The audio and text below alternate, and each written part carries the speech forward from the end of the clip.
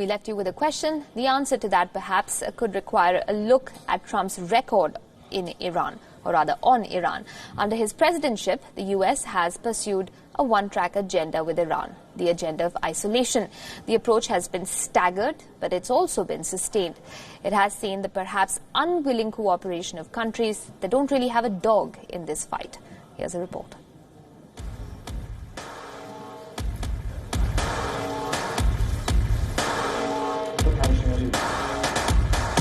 The US president has never professed much love for Iran. His first ever speech at the UN General Assembly in 2017 saw him call Iran's government a cover for a corrupt dictatorship. The clearest indication of his intent for Iran came on May 8, 2018. I am announcing today that the United States will withdraw from the Iran nuclear deal. In a few moments, I will sign a presidential memorandum to begin reinstating U.S. nuclear sanctions on the Iranian regime. In the immediate aftermath of President Trump's announcement, the Iranian currency took a hit. The American flag was burned in the Iranian parliament. The country's president hit back.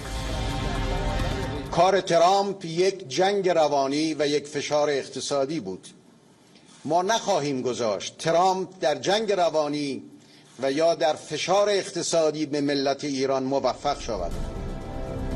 Then, 4 months later in September 2018, President Trump hauled Iran over the coals at the UN General Assembly, simultaneously placing responsibility for isolating Iran on other countries.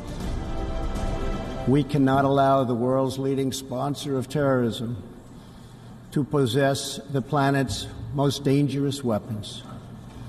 We cannot allow a regime that chants death to America and that threatens Israel with annihilation to possess the means to deliver a nuclear warhead to any city on earth. Just can't do it. We ask all nations to isolate Iran's regime as long as its aggression continues. It's no secret that the US and Iran have never had friendly ties. Iran was in many ways the other North Korea until President Trump changed the status quo with the latter.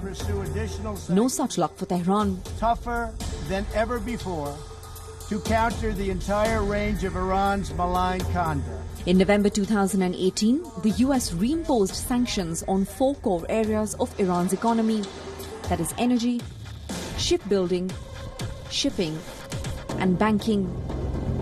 8 countries that imported Iranian crude oil were granted temporary relief, including India. But that unilaterally imposed 6-month waiver ended this May. Failing to comply would risk US sanctions on the errant countries themselves. Mr. Trump's agenda is clear. He wants to bring Iran's oil exports to zero. The sanctions aren't limited to Iran's economy. On April 15th, the US labelled Iran's Elite Revolutionary Guard Corps, or IRGC-A, a foreign terrorist organization. This was the first that the US formally termed another country's military a terror group. In many ways, the approach has worked. Iran's economy has seen a downturn, its currency has seen record lows, the annual inflation rate has quadrupled, and protests have begun. Whither now, Mr. Trump? Bureau Report, WION, World is One.